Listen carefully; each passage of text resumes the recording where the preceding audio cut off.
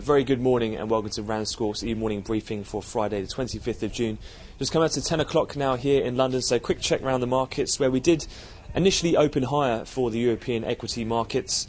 That was following some of the comments out of the Basel Committee, who did stress that they would loosen some of the regulatory requirements for the amount of capital that banks would have to hold on their balance sheets.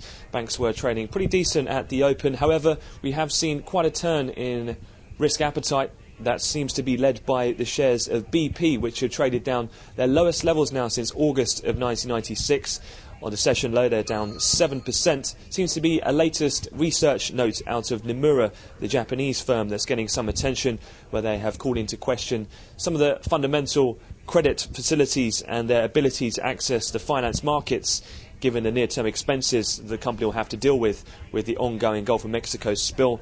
The volatility, they say, could be a real problem for BP as it looks to finance itself, and as such then those shares getting hit and dragging the FTSE 100 lower, which has underperformed and pulled the other European bourses into minor negative territory.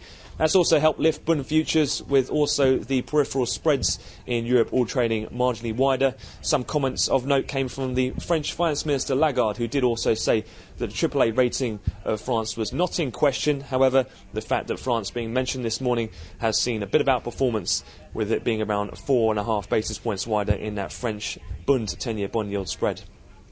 Just looking forward then, at the moment dollar index is catching a bit of a bid in its risk-averse tone, which has seen both euro-dollar and cable turn into negative territory. Cable now back below the 149 handle.